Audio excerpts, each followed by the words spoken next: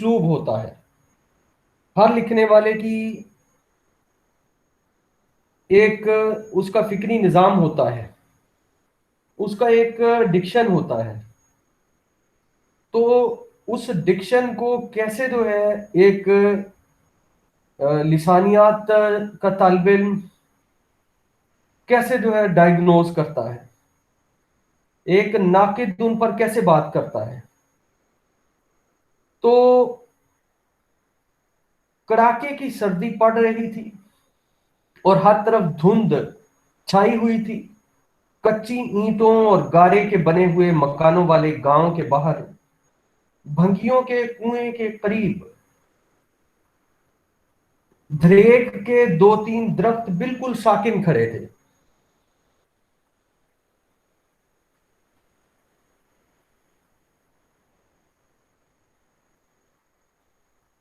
अब यहां कड़ाके की सर्दी पड़ रही थी। कड़ाके जो स्लैंग है, ये दिल्ली और दिल्ली के मजाफात का स्लैंग नहीं है। दिल्ली और दिल्ली के आसपास के राइटर्स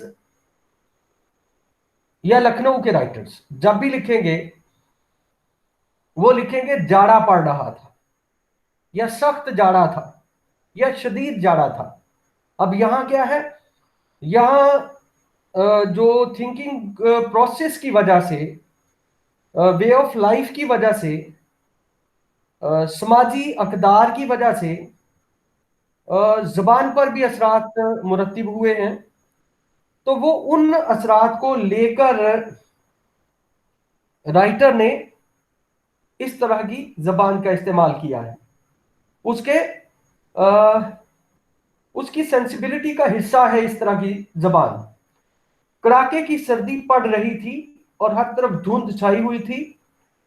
कच्ची ईंटों और गारे के बने हुए मकानों वाले गांव के बाहर भंगियों के कुएं के करीब धरेक के दो तीन दरख्त बिल्कुल साकिन खड़े थे। अब भंगियों और धरेक का लफ्ज ये मखसूस सेंसिबिलिटी को जाहिर कर रहा है। यानी जो लैंडस्केप है वो अर्बन लैंडस्केप नहीं है। यानी ये जो जबान के पैटर्न्स हैं, ये बता रहे हैं कि ये राइटर जो है ये दिल्ली या लखनऊ का राइटर नहीं है, ये पंजाब की लाइफ की डिपिक्शन करने वाला राइटर है। उनकी घनी पत्तियों और शाखों में से जैसे धुंध बहुत धीरे धीरे बह बहकर बाहर को आ रही थी।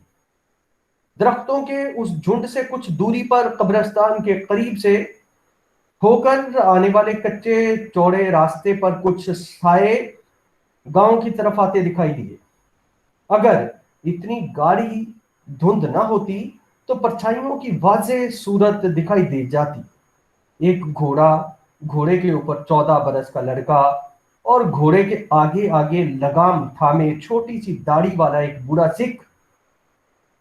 अब ये घोड़ा, 14 बरस का लड़का, घोड़े के आगे आगे लगाम थामे छोटी सी दाढ़ी वाला एक बूढ़ा सिख, अब ये हमें सिख मुआशरत की तरफ जो है ये ये सतरें, ये सतूर सिख मुआशरत की तरफ लेकर जाती हैं, चली जाती हैं। ये इशारा कर रही है, ये अलाइम हमें बता रहे हैं कि यहाँ जो है वो कॉमन कल्चर की बात है, सिख सिख कल्चर इसमें आ गया है। गांव वाले यानी मोनोकल्चर नहीं है, यहाँ मल्टी कल्चरल जो सिचुएशन है वो है। और ये हमें पता कैसे चल रहा है, हमें लिसानियात के, जबान के हवाले से, उसलूबियात के हवाले से पता चल रहा है। गांव वाले अपने अपने घरों के भीतर अंगीठियों में सूखे उपले, अब घरों के भीतर, ये स्लैंग हिंदी का है। अंगीठियों में सूखे उपले, सूखे उपले, ये बिल्कुल जो है पंजाब के वे ऑफ लाइफ से जुड़ी हुई एक अलामत है। सूखे उपले दहकाए, हाथ पांव सेक रहे थे। अगर कोई शख्स बाहर खड़ा होता तो उसे गांव की तरफ बढ़ने वाली परछाइयां भूत प्रीत ही मालूम होती। सर्दी इतनी ज्यादा थी कि दरख्तों के झुंड, सर्दी इतनी ज्यादा थी कि दरख्तों के झुंड के नीचे दाने भूनने वाली भट्टी के भीतर,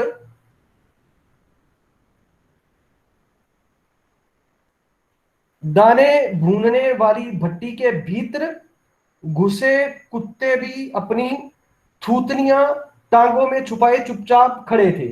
अब ये जो अलाइम है, ये अलाइम हमें क्या बता रहे हैं? ये अलाइम हमें बता रहे हैं कि इसका पंजाब के वे ऑफ लाइफ से ताल्लुक है, पंजाब की जो कल्चरल सिचुएशन है उससे ताल्लुक है।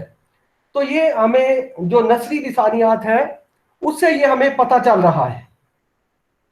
मसलन अब आप देखिए, यहां तक कि उन परछाइयों को आते देखकर उन पर भौंकने की भी उनको ख्वाहिश नहीं हुई। मतलब अब हमें यह भी पता चल रहा है कि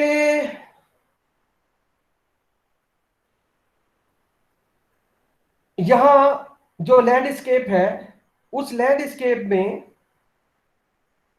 जो सिंबल्स इस्तेमाल हुए हैं, जिन मज़ाहिर का जिक्र हुआ है, उन मज़ाहिर को लेकर हमें बहरहाल ये पता चल रहा है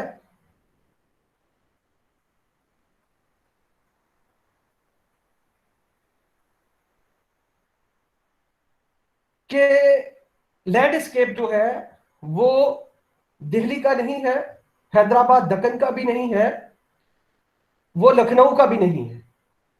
यहां तक कि उन परछाइयों को आते देखकर उन पर भौंकने की भी उनको ख्वाहिश नहीं हुई। घोड़ा चलते चलते दरख्तों के नीचे पहुंचकर यूं रुक गया जैसे खिलौने की चाबी खत्म होने पर वो रुक जाता है। बहुत मरियल गंदे बालों वाला घनौना घोड़ा था।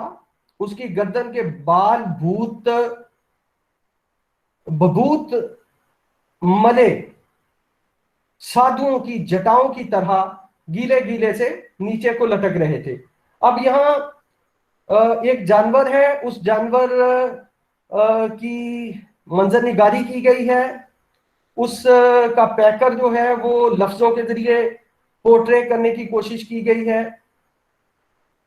तो यहां जो है वो लफ्जों के जरिए एक मुसव्विरी की गई है, और जाहिर है कि यहां जबान ही वो टूल है जो ये काम कर सकती थी। और उसके कुछ बाल दोनों कानों के बीच में से आगे को लटक कर आंखों में घुसे जा रहे थे। बूढ़े ने घोड़े के रुकते ही अपनी चुंदी और तेज आंखों से मुड़कर लड़के की तरफ देखा और खरखराती आवाज में कहा, लो जस्सू, ये है तुम्हारे चाचा का गांव। अब उस कैरेक्टर का नाम जस्सू है, जिसको बूढ़े ने घोड़े के रुकते ही बताया है। और चुंदी और तेज आंखें, खरखराती आवाज, ये स्लैंग जो है ये स्लैंग पंजाब का स्लैंग है। लड़के का नाम जस्सा सिंह था। उसके सर के बाल ऊपर के जूड़े में कसकर बंधे थे। जूड़ा अभी इतना भारी था जिसे भूरी भैंस जैसे भूरी भैंस टांग उठाकर उसके सर पर गोबर का ढेर लगा गई थी। अब ये जो सिमिली का स्टाइल है, ये भी देही जिंदगी की अक्कासी कर रहा है, यानी तशबीहाती जो अंदाज है, ये भी देही जिंदगी की अक्कासी कर रहा है। जूड़ा बिल्कुल नंगा था, यहां तक कि उस पर जाली भी नहीं बंधी थी। जूड़े के आसपास खोपड़ी पर मैली पगड़ी के 3-4 बल लिपटे दिखाई दे रहे थे। उसका चेहरा जम्बूर की तरह दिखाई दे रहा था।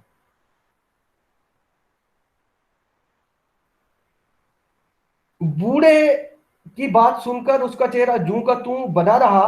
वो बिना कुछ कहे छलांग लगाकर घोड़े से नीचे उतर पड़ा। वो लड़का नाटा सा था। अब ये वो लड़का नाटा सा था, ये स्लैंग भी पंजाब का है, ये स्टाइल भी पंजाब का है। ये जो स्ट्रक्चर है ये भी पंजाब का है। घोड़े की तरह मरियल ना होते हुए भी उसकी एक एक हड्डी देखी जा सकती थी।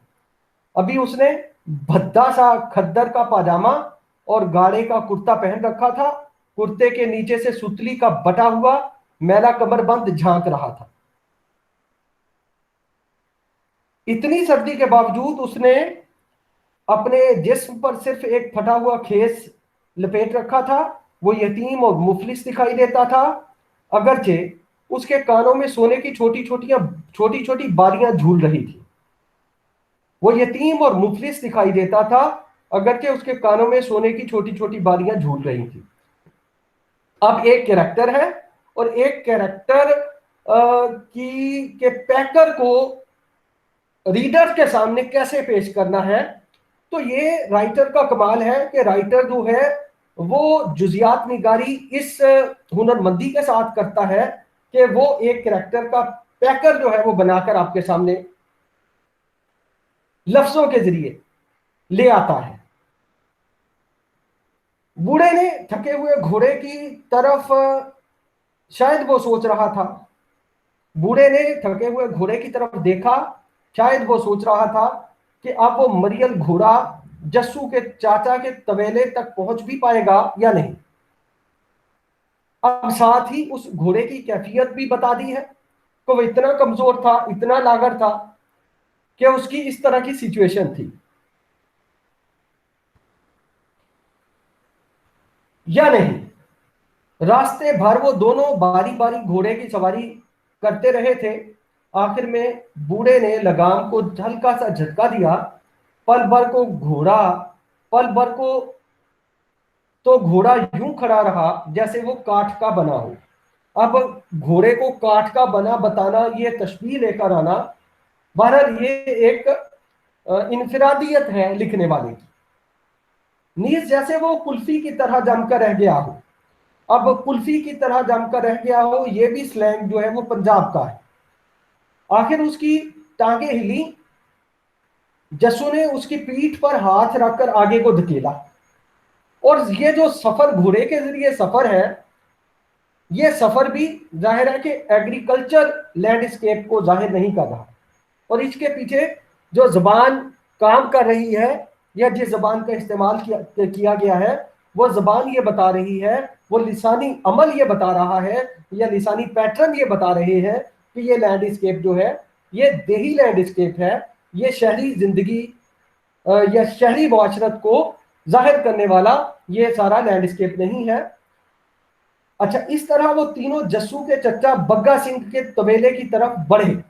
अब जो है वो जस्सा सिंह एक कैरेक्टर है, उसका नाम जस्सू है, यानी असल नाम तो उसका जस्सा सिंह है लेकिन उसको जो है जस्सू भी कहते हैं।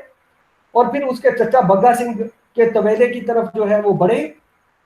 तबेले के अंदर, अब तबेले का जो लफ्ज है ये भी बता रहा है कि ये गांव की जिंदगी है, गांव की मुआशरत है।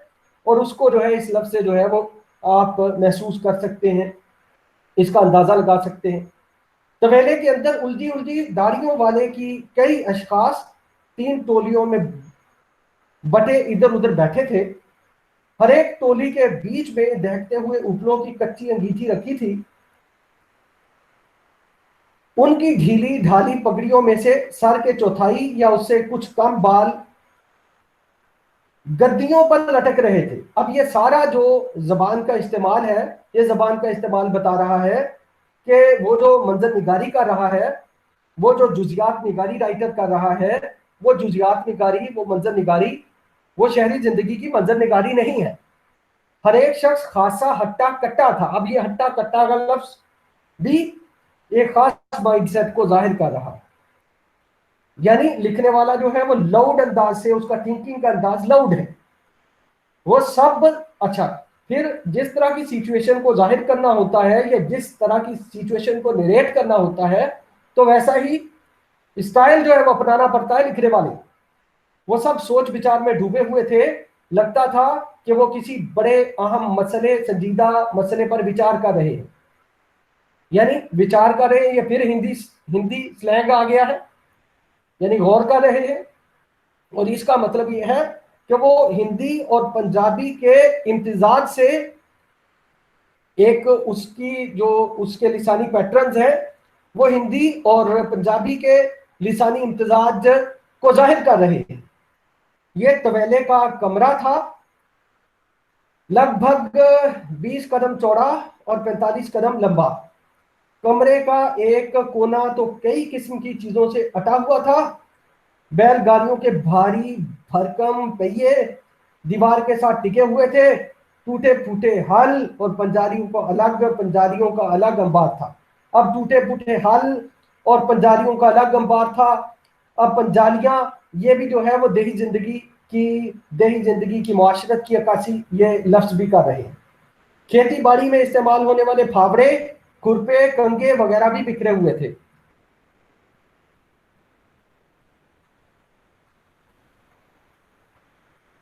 अब क्या है, अब ये जो फावड़े हैं, खुरपे हैं, कंगे हैं, ये सारे के सारे और पंजालियां, ये सारे के सारे देही जिंदगी की अक्कासी कर रहे हैं, देही देही जिंदगी के लैंडस्केप को जाहिर कर रहे हैं। एक मेज की तरह की भारी तख्त उस टूटे फूटे सामान से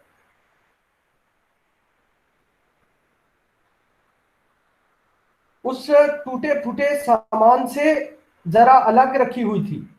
उसके एक सिरे पर चारा काटने की दस्ती मशीन लगी हुई थी। पहले ये सख्त तवेले के बाहर वाले सेन में पड़ा रहता था, मगर अब सर्दी की वजह से अंदर रख दिया गया था।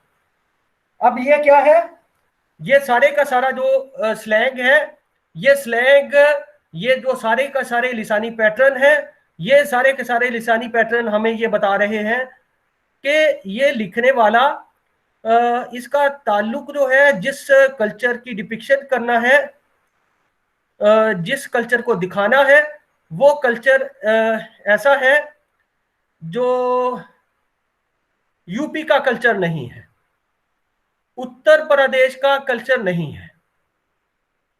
वो कल्चर जो है पंजाब की, जो पंजाब का वे ऑफ लाइफ है, पंजाब की जो रिचुअल्स है, पंजाब की जो नॉर्म्स है, पंजाब की जो जिंदगी है, वो उसको दिखा रहा है। अब आप देखिए, कमरे में बेहद मध्यम रोशनी थी। सभी लोगों के चेहरे मोम के बने हुए मालूम होते थे।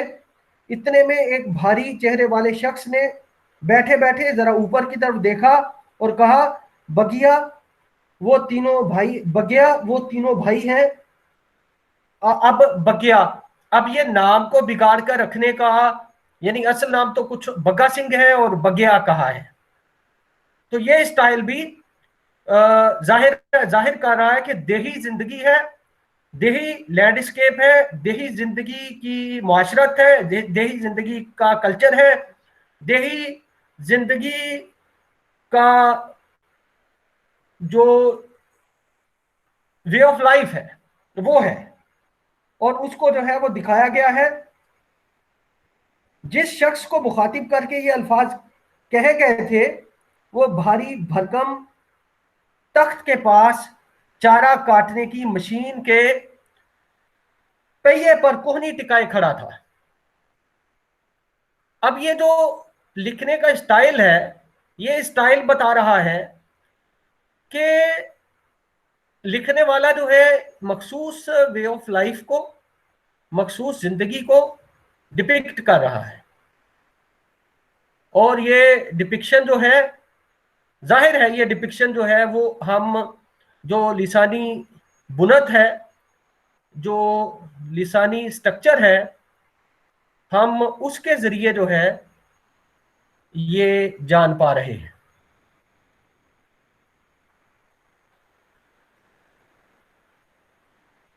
जाहिर है कि हमें तभी पता चलेगा जब हम इन एलिमेंट्स पर जो है लिसानी हवाले से गौर करेंगे। मसलन अब आप देखिए, चारा काटने की मशीन के पहिए पर कोहनी टिकाए खड़ा था। उसे आदमी की जगह पर भूत कहना ज्यादा मुनासिब था।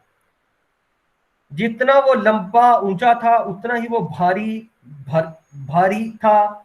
उसके जिस्म पर काफी ठोस मांस चढ़ा हुआ था। अब ये जिस्म की, बॉडी की डिपिक्शन के लिए वो जो लफ्ज इस्तेमाल कर रहा है वो बिल्कुल जो है वो मुनफरिद नौइयत के लफ्ज हैं। यानी जिस तरह उसका मुशाहिदा है और फिर जिस कैरेक्टर के हुलिये, नाक नक्शे और उसकी जिस्मानी कैफियत को उसने जाहिर करना है, तो उसको वो अपने स्टाइल से जो है वो जाहिर कर रहा है। यानी बिल्कुल उसका खालिस्तन एक्सप्रेस करने का एक अपना अंदाज है। लेकिन उसका चेहरा बहुत बड़ा होते हुए भी चर्बी और गोश्त से आरी था। ऊंची नाक, चौड़े नथने, कुछ अंतर को दबे हुए गाल, घनी और एक दूसरे से मिली हुई भवें, भीतर को घुसी हुई छोटी छोटी मगर तीखी आंखें और छदरी दाढ़ी थी उसकी। यही शख्स जस्सू का चाचा बग्गा सिंह था। अब देखें, एक कैरेक्टर को बताने के लिए एक एक लिखने वाला जो है वो किस तरह से, आप देखिए कि उसकी ऑब्जर्वेशन जो है, उसकी दाद दिए बगैर आप नहीं रह सकते कि वो किस तरह से जो है वो जुजियात निगारी करता है। यही शख्स जस्सू का चाचा बग्गा सिंह था। उस आदमी की बात सुनकर बग्गा सिंह के चेहरे पर कोई तब्दीली जाहिर नहीं हुई, लेकिन उसकी घनी भौहों के नीचे छोटी छोटी आंखें यूं दहक उठी जैसे सूखी घास के नीचे दो चिंगारियां चमक रही हो। वो अपनी कोहनी को उस पहिए पर जूं का तूं फितरी आवाज में बोला, ओए लद्दा सिंह।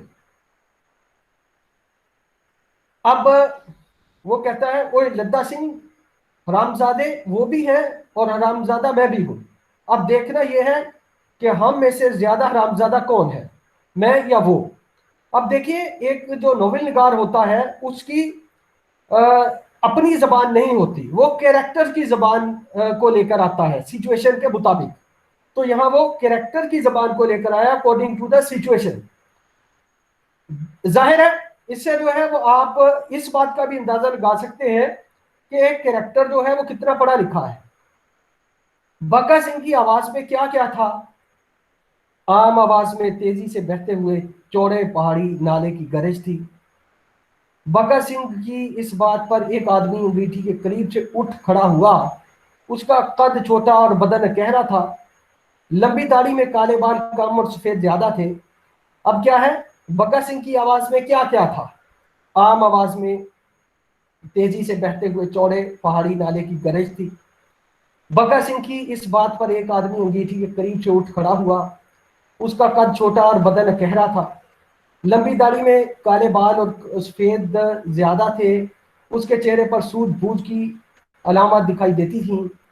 पहले उसने दोनों बाजू फैलाकर खेस को दो चार झटके दिए। अब खेस का लफ्ज भी जो है ये भी, यानी उसने ब्लैंकेट का लफ्ज इस्तेमाल नहीं किया, उसने कंबल का लफ्ज इस्तेमाल नहीं किया, उसने खेस का लफ्ज इस्तेमाल किया है अकॉर्डिंग टू द सिचुएशन।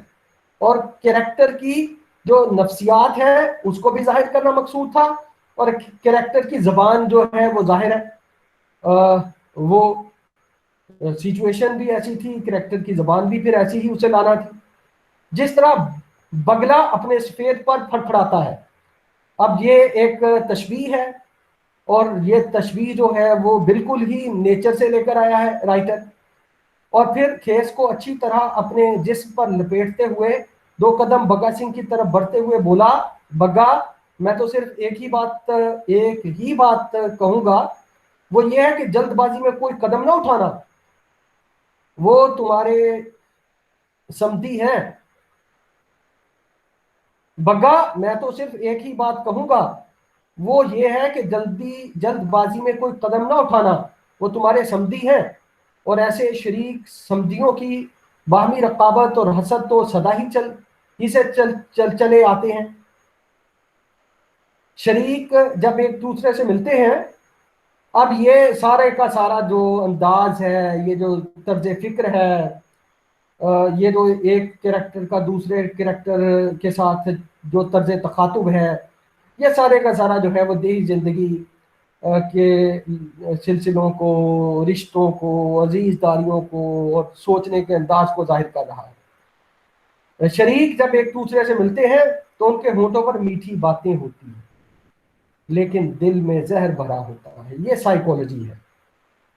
यानी शरीक का लफ्ज जो है वो मखसूस तनाजुर में आया है, और उसने क्या बात की है, उसने कहा जब एक दूसरे से मिलते हैं तो उनके होठों पर मीठी बातें होती हैं, लेकिन दिल में जहर भरा होता है।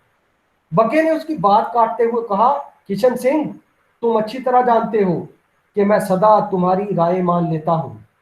बके ने उसकी बात काटते हुए, अब एक कैरेक्टर दूसरे कैरेक्टर से बात कर रहा है, मुकालमा कर रहा है। एक कैरेक्टर दूसरे कैरेक्टर से कह रहा है, किशन सिंह, तुम अच्छी तरह जानते हो कि मैं सदा तुम्हारी राय मान लेता हूं, लेकिन ये जानते हुए भी कि मेरे वो समधी अपने दिल में जहर छुपाए हैं, तुम मुझे हौसला रखने की राय देते हो। यानी अब बग्गे ने उसकी बात काटते हुए कहा, एक किरदार है वो दूसरे कैरेक्टर की बात जो है वो काटते हुए कहा, किशन सिंह, तुम अच्छी तरह जानते हो कि मैं सदा तुम्हारी राय मान लेता हूं, लेकिन ये जानते हुए भी कि मेरे वो समधी अपने दिल में जहर छुपाए हैं, तुम मुझे हौसला रखने की राय देते हो। अब मेरे वो समधी अपने दिल में जहर छुपाए हैं, तुम मुझे हौसला रखने की राय देते हो। अब वो एक कैरेक्टर दूसरे कैरेक्टर से बात कर रहा है और साथ दूसरे कैरेक्टर के औसाफ भी बयान कर रहा है। शरीक का मतलब क्या है? यही कि चाचे ताओ कि वो औलाद जो एक दूसरे का पनपना पसंद नहीं करती, यानी एक दूसरे का जिंदगी में प्रॉस्पेरिटी आ जाए, खुशहाली आ जाए, अच्छे हालात हो जाए, अच्छी इक्तसादी सूरत हाल हो जाए, तो वो उसको पसंद नहीं करते। अच्छा, शरीक का मतलब क्या है? यही कि चाचे ताऊ की वो औलाद जो एक दूसरे का पनपना पसंद नहीं करती, उनमें से हर एक खुद तो जिंदगी में हर तरह से ऊपर उठना चाहता है और दूसरे को नीचा दिखाना चाहता है, बल्कि मिट्टी में मिला देना चाहता है। दूसरे अल्फाज में ऐसे संघर्ष की ऐसी हालत तो बनी ही रहती है। अब संघर्ष का लफ्ज जो है ये संस्कृत से आया है, और मैंने आपको पहले भी बताया था कि ये राइटर का स्टाइल है कि वो पंजाबी जो कल्चर है, पंजाबी वे ऑफ लाइफ है, पंजाब का वे ऑफ लाइफ जो है, खास तौर से सिखों का, और बीच बीच में कॉमन कल्चर भी आ जाता है, यानी को मुसलमान कैरेक्टर भी आ जाता है, लेकिन मजमूई तौर पर वो सिख कल्चर की डिपिक्शन जो है वो कर रहा है। तो एक राइटर जिस जो लुकेल से उसका ताल्लुक होता है, वो उस लुकेल के कैरेक्टर्स को लेकर आता है, उस लुकेल की सिचुएशन को लेकर आता है, और उस लुकेल या मकामी जिंदगी के मंजरनामे के बयानिए के लिए वैसी ही जबान इस्तेमाल करता है। अब संघर्ष का लफ्ज जो है वो संस्कृत का लफ्ज है, लेकिन यहाँ जो है वो उसने ऐसा उसलूब बनाया है जिसमें वो पंजाबी के लफ्ज भी लेकर आता है, हिंदी के लफ्ज भी लेकर आता है, और लिखता वो उर्दू में है। दूसरे अल्फाज में ऐसी संघर्ष की ऐसी हालत तो बनी ही रहती है। अब हालत बने रहना ये भी हिंदी का स्लैंग है, इसलिए आपे से बाहर होना मुनासिब नहीं। अब आपे से बाहर होना मुहावरा आ गया है। इसी वजह से मैं हौसला रखने को कहता हूं। होठों से शहद की सी मीठी बातें टपकनी चाहिए, लेकिन हाथ में ना दिखाई देने वाला खुरपा तैयार रखना चाहिए। यानी अब वही वाली बात आ गई कि मतलब आपके दिल में क्या है वो जाहिर नहीं करना। वो ये कह रहा है ताकि जब मौका मिले अपने शरीकों की जड़ें काट कर फेंक दो। अब वो क्या कह रहा है? कहता होंठों से शायद किसी मीठी बातें टपकनी चाहिए, लेकिन हाथ में ना दिखाई देने वाला खुरपा तैयार रखना चाहिए, ताकि जब मौका मिले अपने शरीकों की जड़ें काट कर फेंक दो। अब जब आप एक कैरेक्टर का साइको एनालिटिकल क्रिटिसिज्म करते के नुक्ता नजर से उसका उसकी तहलील नफसी के अमल में जाते हैं, तो आपको पता चलता है इस बात का कि भाई साइकोलॉजिकली एक कैरेक्टर जो है वो दूसरे कैरेक्टर के को क्या सिखा रहा है, उसकी तरबियत कैसे कर रहा है, उसकी ट्रेनिंग कैसे कर रहा है, कि समाजी जिंदगी में उसको किस तरह का बिहेवियर जो है वो अपनाना चाहिए, और अजीजों में रिश्तेदारों में उसको किस तरह का तर्जुमा रखना चाहिए। अब ये असल में ह्यूमन बिहेवियर की स्टडी है, इसमें इंसानों की नफ्सियात आ गई। और इंसानों की नफ्सियात को बयान करने के लिए जाहिर है राइटर के पास जबान एक बहुत बड़ा टूल है। बग्गा सिंह का दिमाग छोटा नहीं था और ना छोटे ढंग से सोचने की उसकी आदत थी। किशन सिंह की समझाई हुई बातें उसकी अकल में बैठी ही नहीं थी, मगर वो एक बात जानता था, वो ये कि किशन सिंह बहुत दूर की बात सोच लेता था और उसका दिमाग बहुत गहराई तक जाता था। किशन सिंह का कहा चाहे ही उसकी समझ में ना आए, लेकिन वो उसकी राय की मुखालिफत कभी नहीं करता था। उसे यकीन था कि किशन सिंह के बताए हुए रास्ते पर चलने से वो कई मुसीबतों से बचा रहेगा और आखिर में उसे जरूर ही फायदा होगा। अब हमें यह भी पता चल रहा है कि बग्गा सिंह जो है लाउड थिंकिंग रखने वाला कैरेक्टर नहीं है, वो भी बारीक भी इंसान है। उस वक्त भी किशन सिंह की बात को सुनकर वो भड़का नहीं, बल्कि मुतमिन हो गया। अब देखिए, अगर किशन सिंह कोई ऐसा कैरेक्टर होता जिसके बारे में आप मूर्ख कह सकते हैं, अहमक कह सकते हैं, बेवकूफ कह सकते हैं, और वो बात करता बग्गा सिंह से, तो बग्गा सिंह जो है शायद उस की बात पर भड़क उठता, गुस्से में आ जाता। लेकिन वो तो मुतमिन हो गया। अब लद्दा सिंह दोबारा बोला, अब एक और कैरेक्टर बीच में है। लद्दा सिंह दोबारा बोला, मैं किशन सिंह से मुत्तफिक हूं। और फिर बग्गे को यह भी नहीं भूलना चाहिए कि वो अकेला है और उसके दुश्मन शरीक 3 भाई हैं। बग्गे को यह भी नहीं भूलना चाहिए कि वो अकेला है और उसके दुश्मन शरीक 3 भाई हैं। माना बग्गे के कई साथी हैं, लेकिन भाई कौन कह सकता है कि बुरे दिन आने पर उनमें से कितने साथी टूट कर दुश्मनों से जा मिलेंगे और कितने बग्गे का साथ देंगे। यहाँ पर हम जितने उसके साथी बैठे हैं वो सब उसका भला चाहते हैं। वो जरूरत पड़ने पर ज्यादा से ज्यादा उसका साथ देने को भी तैयार है। लेकिन हम में से हर एक की एक हद है। चाहे बग्गे का बुरा ना करें, मगर उसका साथ भी तो एक हद तक ही दे सकते हैं। अब वो अपनी लिमिटेशंस का बता रहे हैं। उधर वो तीनों भाई एक हाथ की उंगलियों की तरह आपस में जुड़े हुए हैं। क्यों किशन सिंह, मैं गलत तो नहीं कह रहा हूं। अब ये दायरा मुकालमा आ गया है, मुकालमे की टेक्निक भी इस्तेमाल की जाती है। किशन सिंह ने अपनी तजर्बाकार बूढ़ी आंखों से लद्दा सिंह की तरफ पल भर देखा और कहा, तुम ठीक कहते हो। किशन सिंह ने अपनी तजुर्बाकार बूढ़ी आंखों से लद्दा सिंह की तरफ पल भर देखा और कहा, तुम ठीक कहते हो। अब ये दानाई है, ये बसीरत है। और बसीरत जो है इंसानों की, पूरी दुनिया के इंसानों की मुश्तरका मीरास है कि इंसान जो है झगड़े की बात में कोई दानाई की बात करता है, कोई दरमियानी बात करता है, कोई तवाजुन का रास्ता इख्तियार करता है। लेकिन इसका यह मतलब नहीं है कि बग्गे को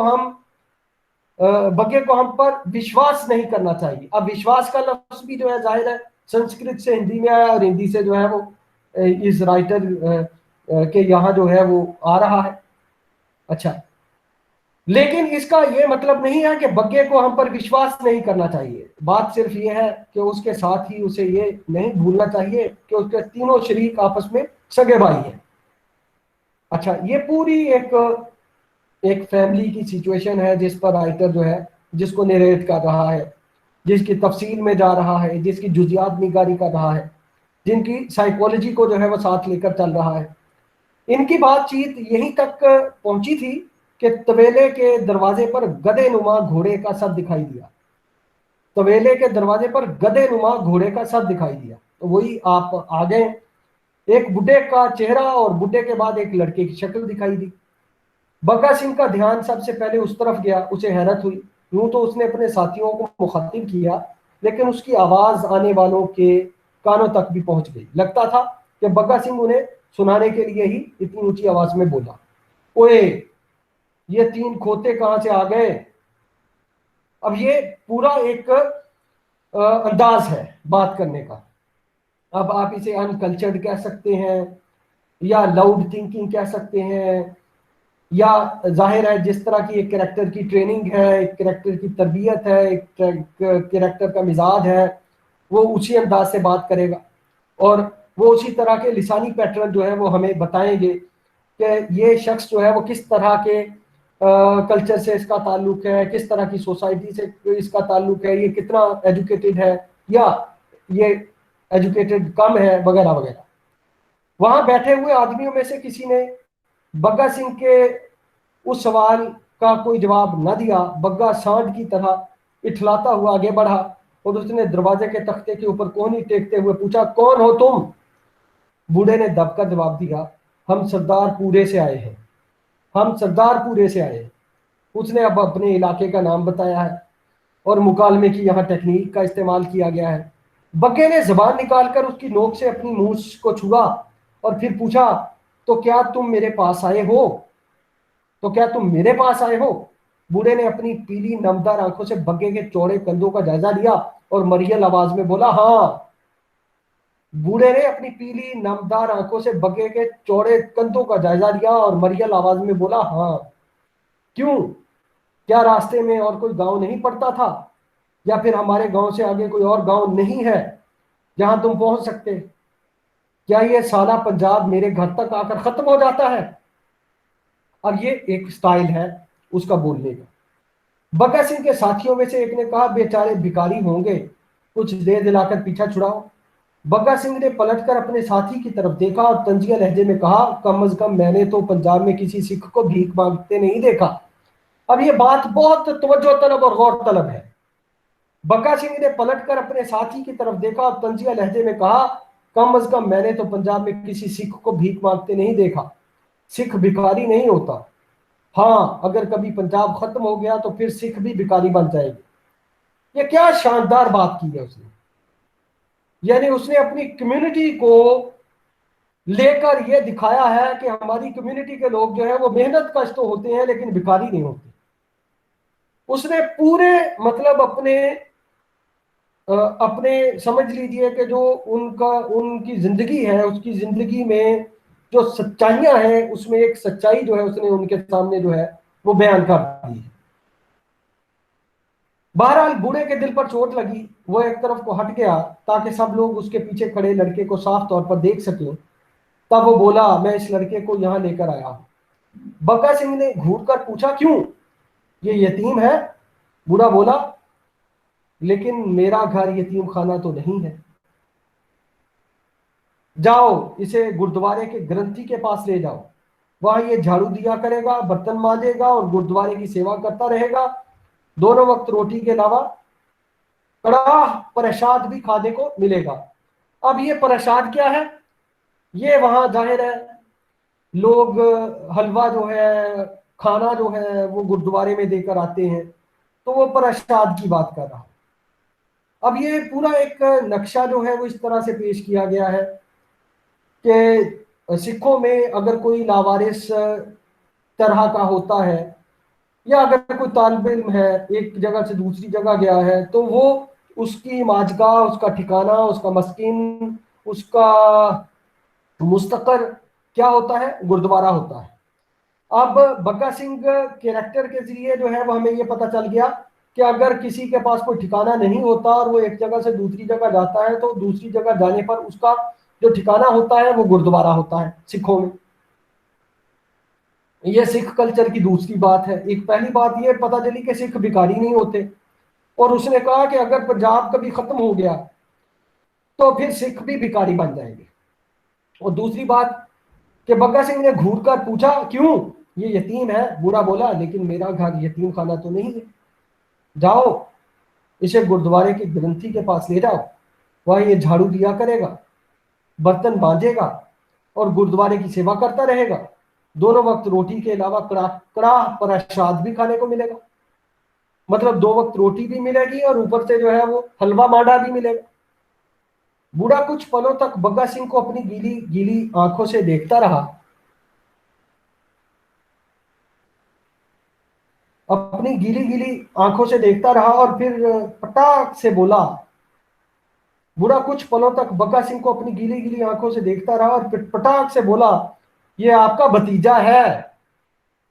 इस बेचारे का अपने चाचा यानी आपके सिवा कोई नहीं है। यह सुनकर बग्गे का मुंह खुले का खुला रह गया। वो अपने साथियों की तरफ देखते हुए बोला, दुनिया जानती है कि बग्गा सिंह खाता पीता आदमी है।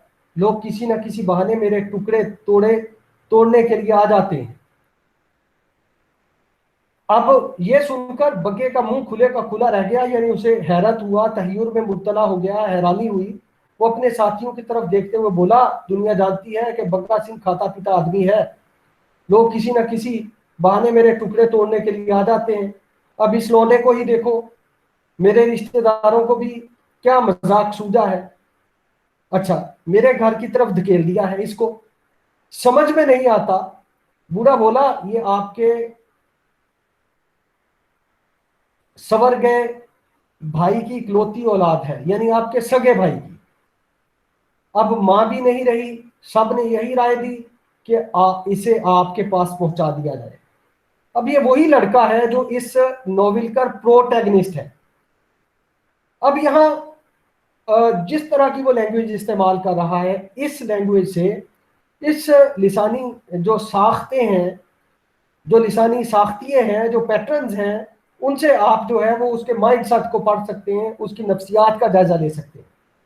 बके ने हैरत जाहिर करते हुए पूछा, अच्छा तो इसकी मां भी मर गई? हाँ, इसके मरने पर आपको कार्ड डाला गया था, उसमें यह भी लिखा था कि लड़का आपके पास आ रहा है। कार्ड? बग्गे को याद आया, बग्गे को याद आया कि कुछ दिन पहले डाकिया एक मैला कुचैला पोस्ट कार्ड दे गया था। जब किसी के मरने की इतला देनी होती थी तो कार्ड का किनारा जरा सा फाड़ दिया जाता था। ये एक सिंबल है, ये एक अलामत है जिसका इस्तेमाल किया गया है। ये बात बग्गे को भी मालूम होती थी, ये बात बग्गे को भी मालूम होती थी। बुड्ढे की बात पर वो चौंका और उसने अपने तवेले में काम करने वाले एक मुसलमान नौजवान को आवाज दी, और हिमिया। अब ये देखे कॉमन कल्चर आ गया। और हिमिया यानी सिख भी है इस सोसाइटी में, इस सोसाइटी में मुसलमान भी है। और हिमिया, रहीम भैंसों के लिए सानी तैयार कर रहा था, क्योंकि आज ज्यादा धुंध और बादलों की वजह से भैंस चरागाह को नहीं भेजी गई थी, भैंसें चरागाह को नहीं भेजी गई थी। उसके हाथ भूसे और पतली खली से सने हुए थे। वो लंबी लंबी टांगे चलाता हुआ वहां पहुंचा और मुंह खोलकर बग्गे के सामने खड़ा हो गया। बग्गे ने पूछा, कई दिन हो गए, एक कार्ड आया था, वो मैंने तुम्हें दे दिया था, कहाँ है? रहीम ने फौरन ही अपनी तहमद के भीतर उड़सी हुई गांठ को, गिरह को खोला और उसमें से तुड़ा मुड़ा कार्ड निकालकर बग्गे के हाथ में थमा दिया। बग्गे ने कार्ड पर से भूसे के तिनके झाड़ते हुए उसे सीधा किया, लेकिन उसका कुचूमर तो निकल ही चुका था। अब ये देखे, भूसा है, तहमद है, और ये पूरी जो सिचुएशन है, पूरा जो लिसानी पैटर्न है, वो ये बता रहा है कि मतलब कम ही पढ़े लिखे लोग होंगे या अनपढ़ होंगे। अच्छा जी, लेकिन उसका कुचूमर तो निकल ही चुका था। उसने कार्ड को झंडी की तरह हवा में लहराते हुए कहा, यही है वो कार्ड, किनारे से फटा हुआ है, किनारे से फटा हुआ है। मैंने समझा कि जरूर कोई ना कोई अकाल चलाना कर गया है, मतलब मर गया है। चलो छुट्टी हुई। मुझे क्या मालूम था, मुझे क्या मालूम था कि कार्ड में कुछ और भी लिखा है। अच्छा, अब क्या है कि उसने ये देख लिया है, और उसने, यानी उस जो सिंबल था, वो जो अलामत थी, वो जो उस स्टाइल से कि एक खत भेजा जाता था जब कोई मर जाता था, तो उसकी एक साइड जो है, कोना जो है वो फाड़ दिया जाता था, एक नुक्कड़ फाड़ दी जाती थी।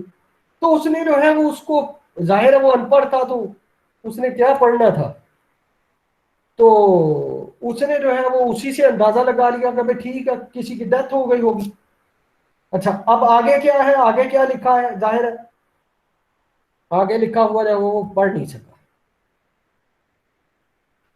अच्छा जी, तो चलो छुट्टी हुई। मुझे क्या मालूम था कि कार्ड में कुछ और भी लिखा है। यह कहकर बग्गा कार्ड को टिकटिकी बांध कर देखने लगा। उसके लिए काला अक्षर भैंस बराबर था, यानी लिखा हुआ, मतलब वो पढ़ नहीं सकता था, भैंस बराबर था, मतलब भैंस भी अनपढ़ ही होती है, मतलब जानवर। फिर जैसे यकायक ही उकताकर उसने कार्ड को किशन की तरफ बढ़ाते हुए कहा, किशनिया, जरा कार्ड तो पढ़कर सुना। इसका मतलब यह है कि बग्गा सिंह पढ़ा लिखा आदमी नहीं था। किशन सिंह यूं खम ठोंक कर सामने आया जैसे वो कार्ड पढ़ने नहीं बल्कि कुश्ती लड़ने जा रहा था। सचमुच उसे कुश्ती ही लड़नी पड़ी। कई बार उसने कार्ड को उलट पलट कर देखा।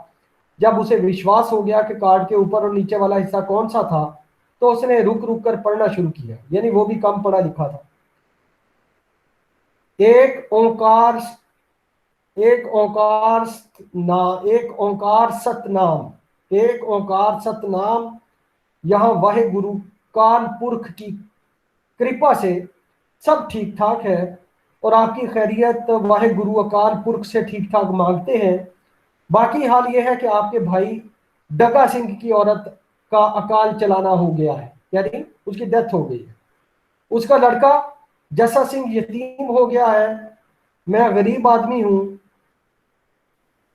उसे अपने पास नहीं रख सकता, इसलिए आपके पास भेज रहा हूं। बकलम खुद महासिंह, साकिन सरदारपुरा, जिला शेखुपुरा, पंजाब। ये देखें, ये एक खत है, और इस खत के जरिए जो है वो पूरी देही जिंदगी के जो माशरती जो तौर अतवार हैं उनको इस एक खत में जो है वो मतलब निरेट कर दिया है एक खत के जरिए। और जाहिर है कि उस जमाने में कोई मैसेजिंग तो होती नहीं थी, और ईमेल का भी रिवाज नहीं था, और ऑनलाइन का भी कोई सिस्टम नहीं था।